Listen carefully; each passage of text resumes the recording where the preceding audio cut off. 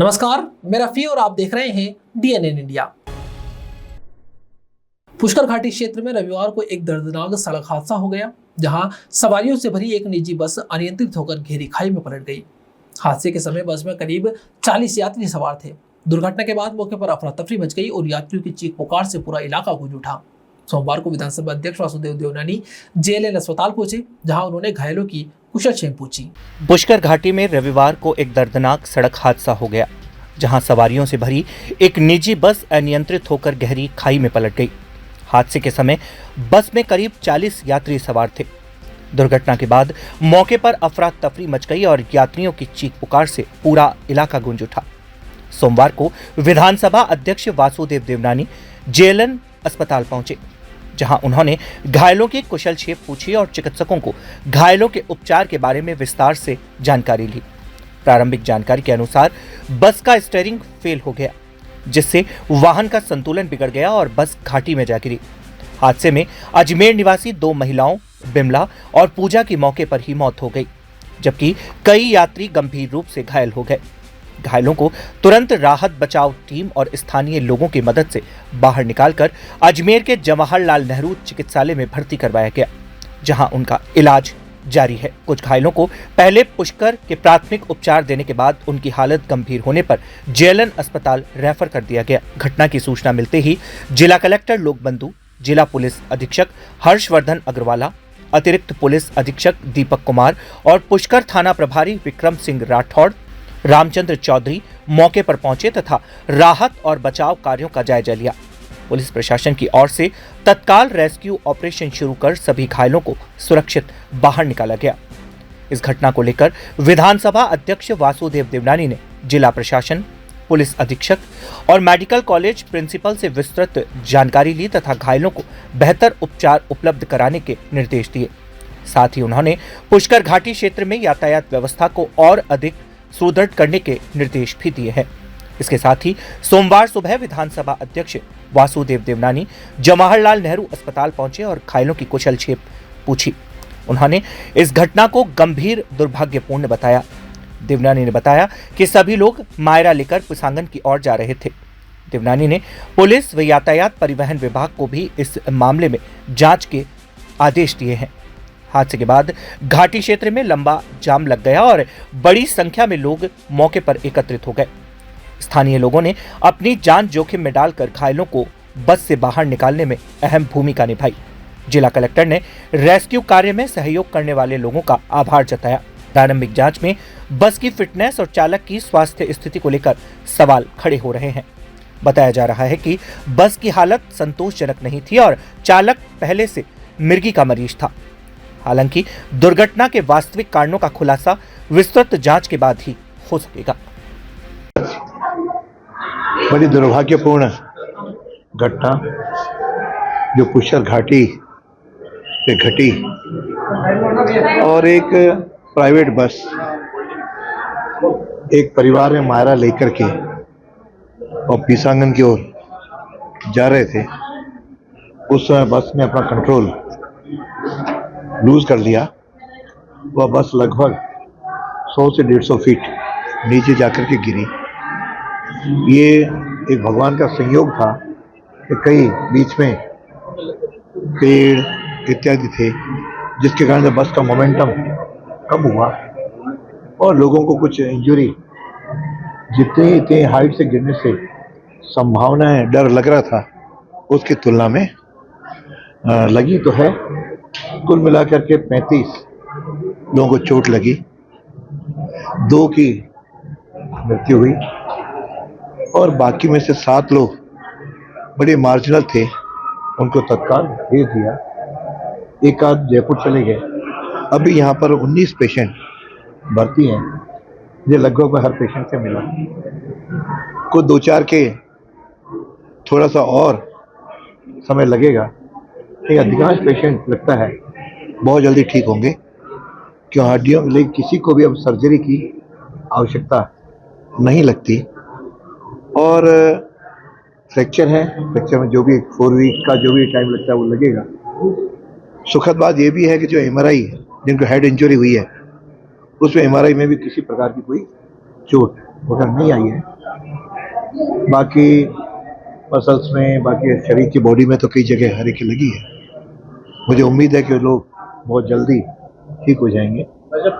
मैंने भी यहाँ पूरे डॉक्टरों को कल भी निर्देश दिए हैं और उस समय कलेक्टर, एसपी और इनसे भी बात हुई थी कि इनको तत्काल बेस्ट इलाज दिया जाए, निःशुल्क इलाज दिया जाए, ताकि सब लोग ठीक होकर के अपने स्थानों पर जा सकें। बाकी जहाँ तक घटना की बात है, निश्चित रूप से प्रशासन से मैं निर्देश दूंगा उस बस का भी इलाज करें, ताकि किस रूप में वो बस जो फिट थी, कई बार कई ऑप्शंस आए हैं कि फिट नहीं थी, उस आधार पर बस कैसे ले गए, आरटीओ भी इसकी जांच करे, पुलिस प्रशासन भी करे, ताकि जो बस पहले से ही गड़बड़ है, पहले से ही उसका पुरानी है, पुर्जे ढीले हैं, इसमें जो अंदाज आ रहा है कि उसका स्टीयरिंग फेल हो गया, और जैसे फेल की अनुभूति हुई तो शायद ड्राइवर छोड़ करके भागा, उसको बाकी पेशेंट की चिंता करता, डाइवर्ट करता, तो शायद इसको रोका जा सकता था। अब ये तो विधि की जो है, लेकिन कानूनी रूप से जो भी कार्रवाई होगी मैं कलेक्टर से बात करूंगा और आरटीओ से भी करूंगा, ताकि उचित कार्रवाई की जाए और उचित कार्रवाई करके भविष्य में ऐसी घटनाएं न घटे, इस तरह की सुव्यवस्था सुनिश्चित की। एक बस में सवार होकर करीब 31-32 सवारी एक ही परिवार के जो मायरा भरने के लिए अजमेर से पुष्कर की तरफ जा रहे थे, बस में कुछ टेक्निकल फेलियर से अनियंत्रित हो करके बस जो है घाटी में गिर गई। अभी तक मौके पे एक व्यक्ति की डेथ हुई महिला की, और एक व्यक्ति की अभी अस्पताल में डेथ रिपोर्ट हुई है। बाकी लोगों का इलाज जारी है। कलेक्टर साहब की तरफ से जो मेडिकल टीम है वो पहले से तैयार थी, सभी लोगों की जो नेसेसरी जांच है वो कराई जा रही है। सर ये बताइए कि लगातार उस क्षेत्र में घटनाएं हुई, बता रहे हैं आधिकारिक पुष्टि क्या है? अभी तक 2 लोगों की मौत रिपोर्ट हुई है। अभी प्रथम दृष्टिया जो एक आई विटनेस है उसने बताया कि बस धीरे धीरे करके चल रही थी, बीच में खराब भी हुई, उसके बाद चालू होकर आगे बढ़ी। संभवतः टेक्निकल फेलियर हो सकता है, परंतु ये पूरी जांच के बाद ही कोई इस पे निष्कर्ष पे पहुंच पाएगा। ये बस कहाँ से कहाँ जा रही थी? ये बस अजमेर में फाय सागर से पुष्कर की तरफ जा रही थी। सर एक ही परिवार के थे या कोई यात्री थे? एक ही परिवार के सारे लोग थे। सर अगर घायलों की संख्या कितनी है, कितने घायलों की संख्या करीब 25 है और इलाज सबका चल रहा है। सबके प्रकार से टेस्ट कराए जा रहे हैं, ताकि कोई भी छोटी मोटी भी अगर किसी को चोट है तो उसका समय। धार्मिक नगरी पुष्कर में बीते 43 दिनों से चल रहा शत गायत्री पुरस्चरण महायज्ञ पूर्णाहुति के साथ भव्य और आध्यात्मिक वातावरण में संपन्न हो गया। यज्ञ सम्राट स्वामी प्रखर महाराज के सानिध्य में आयोजित इस विराट अनुष्ठान में वैदिक मंत्रोच्चार के बीच हजारों विद्वान पंडितों और करीब 200 यजमान परिवारों ने भाग लेकर यज्ञ को सफल बनाया। धार्मिक नगरी पुष्कर में बीते 43 दिनों से चल रहा शत गायत्री पुरुषरण महायज्ञ पूर्णाहुति के साथ भव्य और आध्यात्मिक वातावरण में संपन्न हो गया। यज्ञ सम्राट स्वामी प्रखर महाराज के सानिध्य में आयोजित इस विराट अनुष्ठान में वैदिक मंत्रोच्चार के बीच हजारों विद्वान पंडितों और करीब 200 यजमान परिवारों ने भाग लेकर यज्ञ को सफल बनाया। महायज्ञ के अंतिम दिन ब्रह्म मुहूर्त से ही आध्यात्मिक साधना का विशेष क्रम शुरू हुआ। मुख्य आचार्य पंडित सुनील दीक्षित के निर्देशन में पंडितों ने संध्या उपासना के बाद गायत्री मंत्र की 12 मालाओं का जाप किया। इसके बाद 24 लाख मंत्रों का मार्जन और 2,40,000 मंत्रों का तर्पण कर विधिवत आहुति दी गई। शाम 5 बजे पूर्णाहुति के साथ यज्ञ का समापन हुआ, जिससे पूरा वातावरण भक्ति और ऊर्जा से सरोबार हो उठा। स्वामी चिदानंद माता ने जानकारी देते हुए बताया कि इस महायज्ञ का उद्देश्य न केवल सनातन धर्म की स्थापना को सुदृढ़ करना था, बल्कि विश्व शांति की कामना और आतंकवाद के समूल नाश का संकल्प भी इसमें समाहित रहा। 8 मार्च को भव्य कलश यात्रा के साथ शुरू हुए इस महायज्ञ में देश भर से करीब 2000 संध्या पाठी ब्राह्मणों ने भाग लिया। पूरे अनुष्ठान के दौरान 24 करोड़ गायत्री मंत्रों का जाप और 2 करोड़ 40 लाख मंत्रों की आहुतियां दी गई, जो इस आयोजन को अद्वितीय और ऐतिहासिक बनाती है। महायज्ञ की पूर्णाहुति के अवसर पर स्वामी प्रखर महाराज ने एक और बड़ा संकल्प लेते हुए घोषणा की कि यदि आवश्यक हुआ तो इसी पावन भूमि पुष्कर में 3 और शत गायत्री पुरुषचरण महायज्ञ आयोजित करेंगे। उन्होंने कहा कि सनातन धर्म की रक्षा विश्व शांति और मानवता की सुरक्षा के लिए यह आध्यात्मिक अभियान निरंतर जारी रहेगा।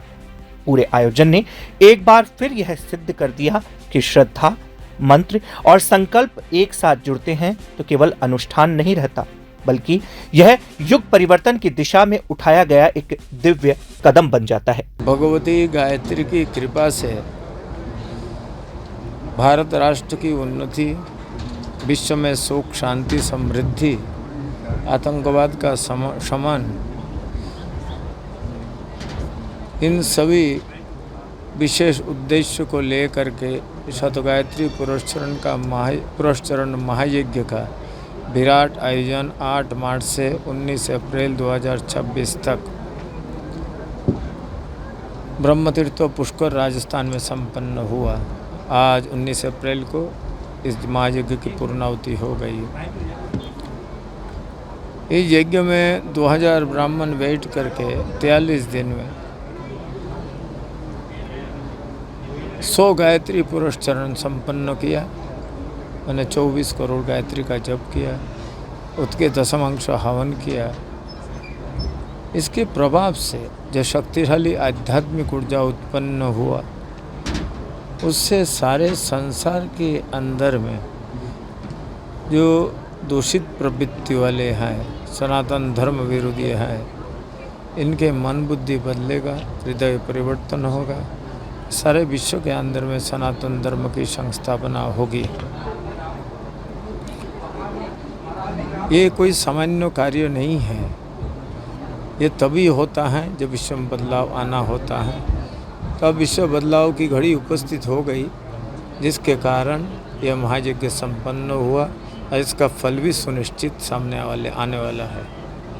देखिए, गायत्री पुरस्चरण के लिए पुष्कर तीर्थ को सबसे महत्वपूर्ण माना जाता रहा है, आज भी माना जाता है, क्योंकि पुष्कर तीर्थ में संध्या वंदन तत्पर ब्राह्मण एक गायत्री जप करता है, उसको 1 करोड़ गायत्री का फल प्राप्त हो जाता है। ये उपजाऊ धरती है गायत्री पुरस्चरण के लिए, इसलिए इस धरती का आश्रय लेकर के ही हमारे ऋषि लोग जब संसार संकट में आया, तब तक किसी भी उपाय से संकटों का निवारण नहीं किया जा सका। तब गायत्री पुरस्चरण यज्ञ के माध्यम से संसार को संकटों से हमारे ऋषियों ने पूर्व काल में बचाया। ऐसे ही अनेकों इतिहास हमारे यहाँ प्राप्त हैं। आज भी ये जो यज्ञ हुआ, इसीलिए पुष्कर तीर्थ में संपन्न हुआ, जिससे प्रभावशाली ऊर्जा उत्पन्न हो और सारे संसार बदल जाए, एक अच्छा संसार बन जाए। तो इसी कारण से ये पुष्कर तीर्थ को गायत्री पुरस्चरण के लिए सबसे महत्वपूर्ण माना जाता है, इसीलिए यज्ञ पुष्कर तीर्थ में ही संपन्न हुआ है। आज सुबह 5:30 बजे सभी ब्राह्मणों ने संध्या करने के बाद 2000 गायत्री मंत्रों का जप करने का संकल्प लिया। उसके पश्चात जो 24 करोड़ गायत्री मंत्रों का संकल्प हुआ था, उसके दशांश हवन यानी 2 करोड़ 40 लाख गायत्री मंत्रों से आहुति हो चुकी थी।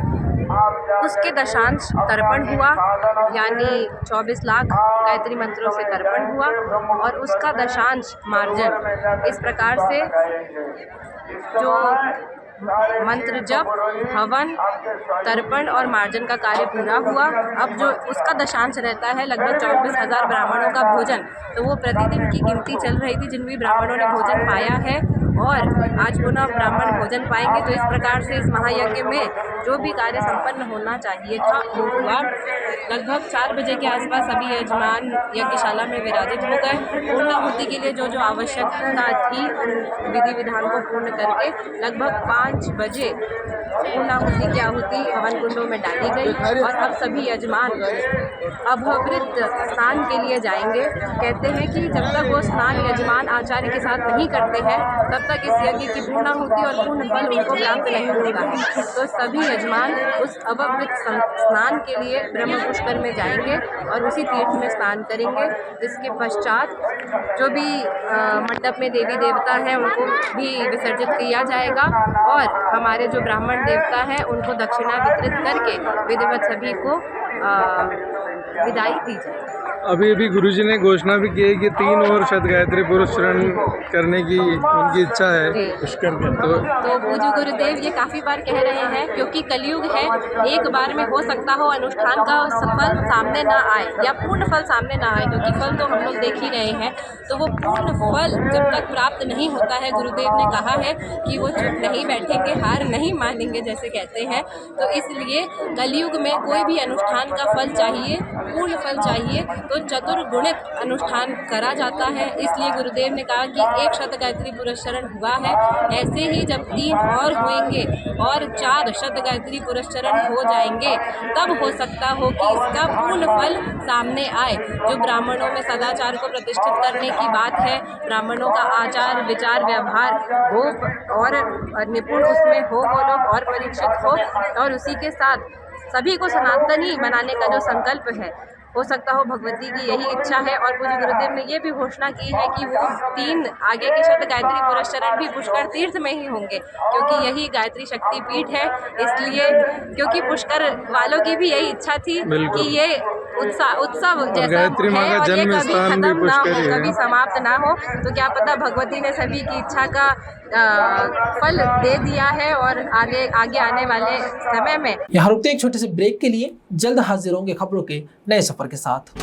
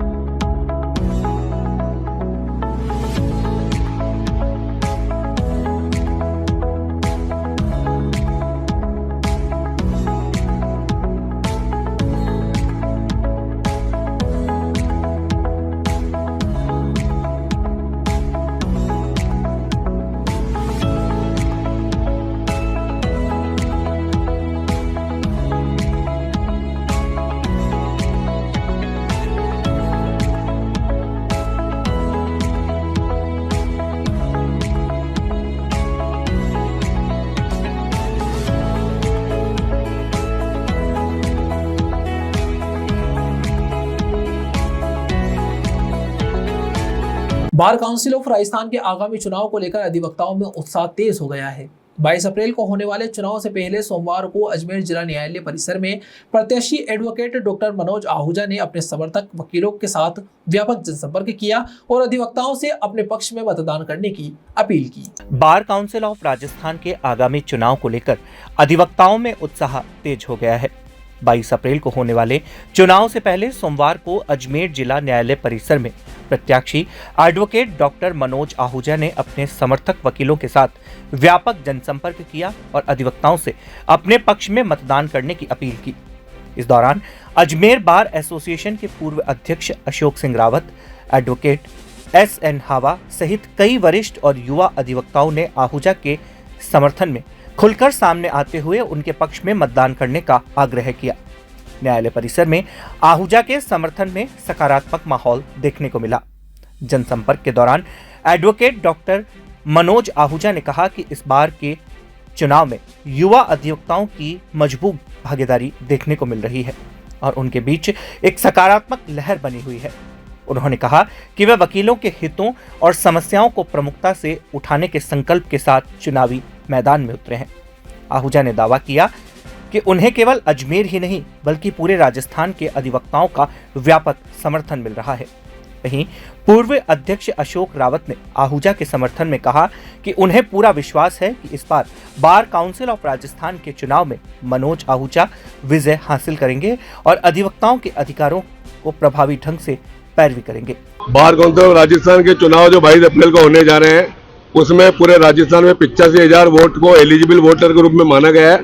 उसमें मैं कैंडिडेट, मुझे मेरे यार दोस्तों ने, मेरे यहाँ के अधिवक्ता साथियों ने केकड़ी, पिनाय, सरवार, देवली, दूनी, जाजपुर, शाहपुरा, मालपुरा, अजमेर जिले के सभी बार एसोसिएशन ने मुझे खड़ा किया है और मैं पूरी बार एसोसिएशन सब अधिवक्ता साथियों का प्रतिनिधित्व करने के लिए वहां जाने की तैयारी के लिए मैं आज अजमेर पहुंचा हूं। और आज अजमेर के साथियों के द्वारा जो सम्मान, जो सहयोग और आशीर्वाद दिया जा रहा है, निश्चित तौर पे ये एक मैसेज है इस बात का कि सब साथी मुझे अपना प्रतिनिधि बना करके वहां भेजना चाह रहे हैं। और मैं आपको बता दूं कि पिछले कई बार मेरा एनरोलमेंट भी 2000 का है, 4 बार मैं भी बार काउंसिल में वोट दे चुका हूँ। यहाँ से ज्यादातर हमारे जयपुर, जोधपुर के प्रत्याशी आते हैं, वो यहाँ आकर के कोई जाति के आधार पे, कोई पैसा फेंक के, कोई पार्टियां करके, इस प्रकार के यहाँ के लोग एडवोकेट्स को बदला करके चुनाव जीत के जाते हैं, उसके बाद वापस कभी लौट के नहीं आए। अभी जो ये चुनाव हो रहे हैं ये 8 साल बाद हो रहे हैं, जबकि इसकी समय अवधि 5 साल की है। सुप्रीम कोर्ट के निर्देश से जाकर के 8 साल बाद ये चुनाव करवाए गए हैं। तो पूर्व के जो प्रत्याशी है उनके प्रति बहुत ज्यादा आक्रोश है, क्योंकि वो वहां जाते ही हाईकोर्ट जज बनने की, डबल एजी बनने की लाइन में लग जाते हैं और अधिवक्ता हितों के लिए जो बातें करके जाते हैं, जो वादे करके जाते हैं, उस पर वादे को निभाना तो बहुत दूर की बात है, अधिवक्ताओं को फोन तक भी नहीं उठाते। इसलिए आपके क्या मुद्दे हैं और किस मुद्दों को लेकर आप चुनाव? मेरा मुद्दा सबसे पहला तो ये अधिवक्ताओं की गरिमा को बढ़ाना है। उसके बाद जो युवा साथी है उनको मानदेय मिलना चाहिए, क्योंकि 25 साल की उम्र में जाकर के एक वकील अधिवक्ता आता है और अपने परिवार के आते ही परिवार को लगता है अभी हमारी जिम्मेदारी निभाएगा, लेकिन 25 साल की उम्र में जब यहाँ आता है तो कम से कम उसको स्टेबलिश होने में 5 साल लगते हैं। तो उन युवाओं को मानदेय मिलना चाहिए। जो सीनियर एडवोकेट है अभी वर्तमान में 50 साल की बाद की रिटायरमेंट की कर रखी है अवधि, ये बिल्कुल गलत है। गवर्नमेंट सर्विस के हिसाब से 60 साल की उम्र में रिटायरमेंट हो जाता है, तो उसी हिसाब से मेरी ये है कि भाई 35 साल की वकालत के बाद एक अच्छी पेंशन राशि मिलनी चाहिए, मिनिमम 25 लाख रुपए की राशि मिलनी चाहिए। एडवोकेट्स के जो है आज जो एडवोकेट्स हैं ज्यादातर मिडिल क्लास के हैं, तो उनके लिए कोई हेल्थ पॉलिसी न तो कोई गवर्नमेंट देती है, न कोई बार काउंसिल दे रही है। तो मेरा ये है कि बार एसोसिएशन और बार काउंसिल मिलकर के उनको एक हेल्थ पॉलिसी देवे, ताकि जो बड़ी बीमारियां जिसमें 5-10 लाख रुपए नॉर्मल में लग जाते हैं, वकीलों को साथ सहयोग मिले। ये मेरे मेन 3 मुद्दे हैं। और सबसे बड़ा मुद्दा जो मेरा है एडवोकेट प्रोटेक्शन एक्ट, जो पिछले 3 साल से पेंडिंग चला रहा है। कांग्रेस गवर्नमेंट ने उसको सैंक्शन कर दिया था, तो दो संशोधन होने के लिए भेजा वजह आज तक पेंडिंग है। वर्तमान की जो बार काउंसिल ऑफ राजस्थान के जो सदस्य हैं उसको लागू करवाने में पूरी तरह विफल रहे हैं। और मैं कमिटमेंट करके जाता हूं, मैं जाऊंगा तो इन 4 मुद्दों पर काम करूंगा ही, और जैसे जैसे मुझे कोई समस्या अधिवक्ता साथी बताएंगे उन पर भी मैं काम करूंगा। बार काउंसिल राजस्थान के जो चुनाव 22 अप्रैल को प्रदेश में होने जा रहे हैं, अजमेर में भी हमारे 22 तारीख को यहाँ जो चुनाव होंगे उसकी भी संपूर्ण तैयारी कर ली। और जिस प्रकार से अजमेर जिले के साथ साथ पूरे राजस्थान से डॉक्टर मनोज आहूजा जी को जो मत समर्थन और सहयोग और आशीर्वाद आपको जो मिल रहा है, निश्चित रूप से आप बार काउंसिल राजस्थान में सबके आशीर्वाद से भारी वोटों से जीत कर जाने वाले हैं, क्योंकि आप संघर्ष करने वाले व्यक्ति हैं। सदा चाहे तहसील स्तर के हो, जिला स्तर के हो या हाईकोर्ट में भी आप जाते हैं और लगातार आपको तहसील से लेकर हाईकोर्ट तक के अधिवक्ताओं की समस्याओं के बारे में, जो उनको मूलभूत आवश्यकताओं के बारे में और जिस प्रकार से जो उनके हितों की रक्षा के लिए मनोज जी हमेशा तैयार और तत्पर रहते हैं। निश्चित रूप से मनोज जी के साथ अजमेर जिला और राजस्थान से आपको जो सहयोग मिल रहा है, हम सब लोग यही कह रहे हैं कि भारी वोटों से मनोज जी को। सामाजिक सेवा की उत्कृष्ट मिसाल पेश करते हुए रोटरी क्लब अजमेर मेट्रो द्वारा प्रेम प्रकाश आश्रम वैशाली नगर में आयोजित मेगा निःशुल्क स्वास्थ्य जांच शिविर में बड़ी संख्या में लोगों ने भाग लिया। सामाजिक सेवा की उत्कृष्ट मिसाल पेश करते हुए रोटरी क्लब अजमेर मेट्रो द्वारा प्रेम प्रकाश आश्रम वैशाली नगर में आयोजित मेगा निःशुल्क स्वास्थ्य जांच शिविर में बड़ी संख्या में लोगों ने भाग लिया। शिविर में उमड़ी भीड़ ने यह स्पष्ट कर दिया कि जरूरतमंद लोगों तक सुलभ स्वास्थ्य सेवाएं पहुंचाना आज भी समाज की अहम आवश्यकता है। इस शिविर में कुल 215 मरीजों ने विभिन्न चिकित्सकीय सेवाओं का लाभ उठाया। शिविर का आयोजन सुबह 11 बजे से दोपहर 2 बजे तक किया गया, जिसमें अलग अलग विशेषज्ञता के अनुभवी चिकित्सकों ने मरीजों की जांच कर उन्हें आवश्यक परामर्श दिया। साथ ही जरूरतमंद मरीजों को निःशुल्क दवाइयों का वितरण भी किया गया। इस स्वास्थ्य शिविर में बाल रोग, स्त्री रोग, सर्जरी, गुर्दा, टीबी, दंत चिकित्सा, नेत्र रोग तथा ENT एलर्जी से संबंधित विशेषज्ञ डॉक्टरों की टीम मौजूद रही। डॉक्टरों ने मरीजों की विस्तृत जांच कर उन्हें उचित सलाह दी। बच्चों को लेकर बुजुर्गों तक महिलाओं और पुरुषों ने विभिन्न बीमारियों की जांच करवाई, जिसमें कई लोगों को प्रारंभिक स्तर पर ही रोगों की जानकारी मिल सकी। शिविर में कई मरीजों को मौके पर ही दवाइयां उपलब्ध कराकर राहत भी प्रदान की गई। इससे न केवल उपचार सुलभ हुआ, बल्कि आर्थिक रूप से कमजोर वर्ग के लोगों को विशेष स्वास्थ्य लाभ मिला। प्रेम प्रकाश आश्रम वैशाली नगर स्थित रोटरी क्लब अजमेर मेट्रो की तरफ से ये सेवा प्रदान की गई थी, जिसमें सभी डॉक्टर्स, जिसमें कि doctor JP Narayan, doctor Suchitra Narayan, कई डॉक्टर्स ने अपनी सेवाएं प्रदान की, जिसमें काफ़ी सारे मरीजों को लाभ हुआ है, जिसमें दवाएं भी काफ़ी वितरित की गई हैं। क्लब के सीनियर्स डॉक्टर वाधवानी जी हो गए, मीना भाटिया मैम हो गई, नरेश भाटिया जी हो गए, क्लब के सचिव हो गए हमारे लखियानी जी, सोनिया लखियानी जी। इस तरह से हम सभी ने अभी सेवा प्रदान की है। रोटरी क्लब इसी तरह से आगे भी सेवाएं देता रहेगा और पहले भी बहुत सेवाएं दी हैं रोटरी क्लब ने। सर, ये कार्यक्रम वैशाली नगर में स्थित प्रेम प्रकाश आश्रम में दिया गया था, जिसके लिए हम प्रेम प्रकाश आश्रम संतों का बहुत बहुत धन्यवाद देते हैं, जो उन्होंने अपना प्रांगण हमें उपयोग के लिए दिया है। इसमें 200 से अधिक मरीजों ने लाभान्वित किया है, जहाँ पे उनको निःशुल्क दवाइयाँ प्रदान की गई हैं। इसका समय आज रविवार को सुबह 11 बजे से लेकर दिन में 2 बजे तक था। इसमें रोटरी क्लब के द्वारा सभी सम्मानीय डॉक्टर्स का और सभी सेवादारियों का हम तहे दिल से धन्यवाद चाहते हैं और इनसे आगे भी इस तरह की सेवाएं प्रदान करने के। यहाँ रुकते एक छोटे से ब्रेक के लिए, जल्द हाजिर होंगे खबरों के नए सफर के साथ।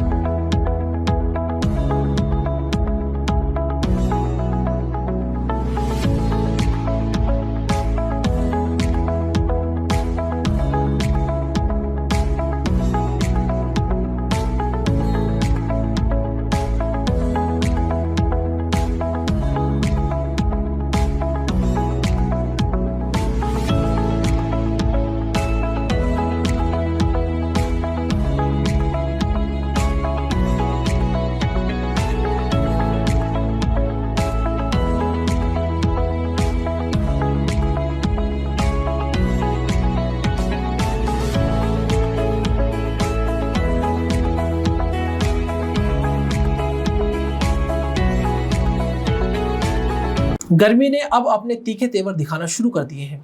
सोमवार को शहर में बढ़ते तापमान का असर साफ नजर आया, जहां दोपहर के समय सड़कों पर सन्नाटा पसरा रहा। तेज धूप और झुलसाने वाली गर्म हवाओं के कारण लोग अब घरों से बाहर निकलने से बच रहे हैं और केवल जरूरी काम होने पर ही बाहर जा रहे हैं। गर्मी ने अब अपने तीखे तेवर दिखाने शुरू कर दिए हैं। सोमवार को अजमेर शहर में बढ़ते तापमान का असर साफ नजर आया, जहां दोपहर के समय सड़कों पर सन्नाटा पसरा रहा। तेज धूप और झुलसाने वाली गर्म हवाओं के कारण लोग अब घरों के बाहर निकलने से बचते नजर आ रहे हैं और केवल जरूरी काम होने पर ही बाहर आ रहे हैं। सोमवार को अजमेर शहर का पारा करीब 38 डिग्री था। दोपहर के समय बाजारों और मुख्य मार्गों पर सामान्य दिनों की तुलना में काफी कम चहल पहल देखने को मिली। गर्मी के चलते आमजन अपने घरों में ही रहना ज्यादा सुरक्षित और सुविधाजनक समझ रहे हैं। खासकर दोपहर 12 बजे से लेकर 4 बजे तक शहर की गतिविधियां लगभग थम सी गई है। भीषण गर्मी का असर केवल आमजन तक ही सीमित नहीं है, बल्कि इससे रोज कमाने खाने वाले लोगों की आजीविका प्रभावित हो रही है। शहर में ऑटो चालक सवारियों की कमी के चलते पेड़ों की छांव में आराम करते नजर आ रहे हैं। उनका कहना है कि गर्मी के कारण लोग अपने घरों से कम बाहर निकल रहे हैं, जिससे उनकी आमदनी पर सीधा असर पड़ा है। इसी तरह गली मोहल्लों में फेरी लगाकर सब्जी बेचने वाले विक्रेताओं ने भी ग्राहकों की संख्या में कमी की शिकायत की। उनका कहना है कि दोपहर के समय तो लगभग कोई ग्राहक नहीं मिलता, जिससे दिन भर की बिक्री प्रभावित हो रही है। वहीं दूसरी ओर रसोई गैस के बढ़ते दामों ने गरीब और मध्यम वर्ग के लिए मुश्किलें और बढ़ा दी है। सभी विक्रेताओं और आम लोगों का कहना है कि गैस सिलेंडर की कीमतों में वृद्धि के कारण घरेलू बजट बिगड़ रहा है और आर्थिक संकट का सामना करना पड़ रहा है। विशेषज्ञों का कहना है कि इस भीषण गर्मी में लोगों को दोपहर के समय बाहर निकलने से बचना चाहिए, पर्याप्त पानी पीना चाहिए और हल्के व ढीले कपड़े पहनने चाहिए ताकि लू और डिहाइड्रेशन जैसी समस्याओं से बचा जा सके। मैं तो यही सब्जी का ही काम है अपना। तो क्या लगता है भैया, अभी सर्दी पड़ रही है, क्या अरे सर्दी हो चाहे गर्मी हो, ठेला तो चलाना पड़ेगा, बच्चों को पालना पड़ेगा। टंकियाँ देखो, गैस की टंकियाँ देखो, 2,500 रुपये ब्लैक में हो रही है, 2,000 रुपये। अपना तो कोई बाउचर भी नहीं है, मैं ब्लैक में लेता हूँ टंकियाँ। अपना परिवार कैसे चलाते हो आप? परिवार क्या करूँ, ऐसे ही है, 400-500 बच जाता है बस सब्जियों में। गर्मी इतनी पड़ रही है, क्या अब गर्मी हो चाहे सर्दी हो उससे कोई मतलब नहीं है। अभी गर्मी के बचाव के लिए क्या कर रहे हैं आप? तो ये ओढ़ लेता हूँ, ये छाता लगा लेता हूँ बस। अभी आप छाव में? अब छाया में छाता लगा लूंगा। क्या लगता है अभी ऐसी धूप कड़कड़ाती धूप के अंदर कोई ग्राहक भी आपके आते हैं नहीं आते? अब सही है, जो है दाल रोटी मिल रही है बस, और तो क्या, बच्चों को पेट पालना है। क्या सब्जियां खरीदने वाले आते हैं क्या बाहर? आ जाता है, अब गर्मी में तो कोई निकलता ही नहीं, कोई ऐसे ही है, धंधे पानी बिल्कुल ठप है। कितने बजे निकल जाते हो घर से सुबह? मैं निकल जाता हूँ 9-10 बजे निकल जाता हूँ। राजस्थान के आज़मीन हज की पवित्र यात्रा का आगाज सोमवार 20 अप्रैल से हो गया। राज्य की पहली हज फ्लाइट राजधानी जयपुर से रवाना हुई। राजस्थान के आज़मीन हज की पवित्र यात्रा का आगाज सोमवार 20 अप्रैल से हो गया। राज्य की पहली हज फ्लाइट राजधानी जयपुर से रवाना हुई, जिसके साथ ही जयपुर हवाई अड्डे पर लब्बैक अल्लाहुम्मा लब्बैक की गूंज सुनाई देने लगी। 20 अप्रैल से 28 अप्रैल तक प्रदेश भर से कुल 4,584 हज यात्री सऊदी अरब के लिए रवाना होंगे। अजमेर जिले से भी इस बार 197 खुशनसीब आज़मीन हज पवित्र यात्रा पर जा रहे हैं। इनमें से 20 अप्रैल को 17 यात्री पहली उड़ान के जरिए जयपुर से रवाना हुए। हज यात्रियों के चेहरे पर खुशी और उत्साह साफ नजर आया। वहीं परिजनों ने उन्हें फूल माला से विदा कर दुआओं के साथ रवाना किया। अजमेर से जाने वाले हाजियों का यह कारवां लगभग 45 दिन के मुकद्दस सफर पर रहेगा।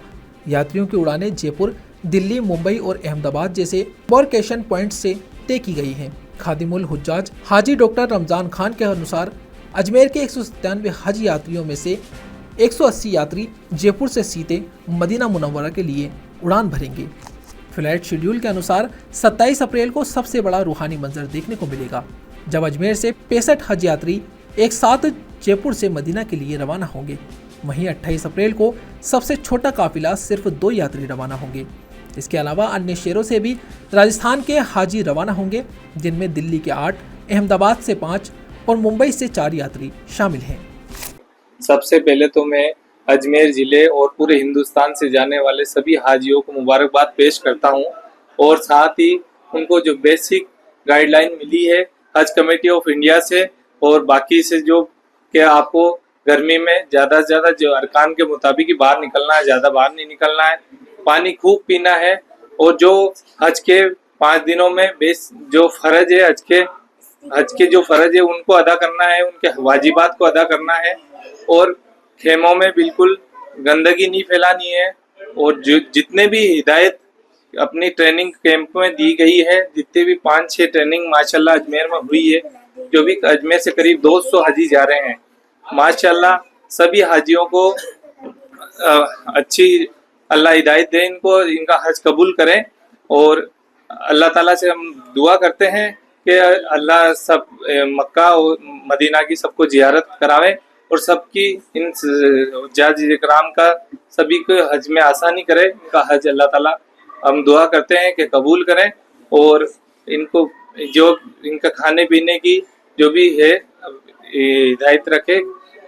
आपका नाम? अस्सलाम वालेकुम, मेरा नाम उल्फत बेगम, और मैं हज में जा रही हूँ। सफ़र में मेरा हाजी साहब और मैं, और बहुत खुशी हो रही है अल्लाह के घर में जाने की। क्या दुआ करेंगी आप? बहुत दुआएं करेंगे, बहुत खुशी हो रही है हमारे को अल्लाह का घर देखने की, और हमारे बच्चे की सबकी दुआ में सबका एहसान है, सब हाजी साहब का सबका एहसान प्रमाण है, सबका हज का अरकान सब पूरा करे, अल्लाह सबका एहसान करे। और मेरे को बहुत खुशी हो रही है। आपके परिवार में हमारा परिवार अल्लाह के सबको, हमारे दुआएं को, सबकी दुआ अच्छी, सबको आज ये मक्का मदीना देखने को मिले, सबको अल्लाह पसंद। दौरान किस तरीके से अरकान पूरा करेंगे? क्या आज का दौरान अल्लाह हमारा बहुत आसानी से आज का अरकान पूरा करवावे अल्लाह, और हमारे बहुत आगे तक आगे हमारी सब चीज़ अच्छी हुए। अल्लाह हमारा बहुत बड़ा शुक्र है अल्लाह का, लाख लाख। आप सबसे गुजारिश करती हूँ हमारे लिए दुआ करना और हम आपके लिए दुआ करेंगे सबके लिए कि सब अच्छी तरह रहे और हम भी अच्छी तरह पहुँच जाए और मक्का मदीना की ज़ियारत करवाएं। आप कौन लोग जा रहे हैं और क्या दुआएं दी जाएंगी? मेरा हस्बैंड जा रहे हैं शाजी साहब और मैं जा रही हूँ अब्दुल जब्बार और मैं रईसा बेगम। हम जा रहे हैं और सबके लिए दुआ करेंगे और सबको बोल रहे हैं हमारे लिए भी दुआ करना, हमारे लिए आसान हो जाता है और अल्लाह हमारा सारा अरकान पूरा करावे और सब हजी लोग जा रहे हैं उनकी भी सबकी तबीयत अच्छी रखे और अल्लाह उनका भी सारा हज अरकान पूरा करावे। और आपकी कब से ख्वाहिश थी हज पे जाने की? हमारी 2 साल से ख्वाहिश थी, जब से रिटायरमेंट हुआ तब से बोल रहे अपन हज पे चलेंगे। अल्लाह ताला ने सुन ली, जैसे हमारी सुनी सबकी सुने अल्लाह और सबकी ख्वाहिश पूरी करे अल्लाह और हमारी ख्वाहिश पूरी करिए अल्लाह ने। और अल्लाह से दुआ करती हूँ कि सबका अच्छा हज करवावे और ये 2026 का हज सबका अच्छा करवावे और अल्लाह ताला सब। खबरों के सफर में अभी सिर्फ इतना ही, फिर हाजिर होंगे खबरों के नए सफर के साथ। तब तक के लिए दीजिए इजाजत, नमस्कार।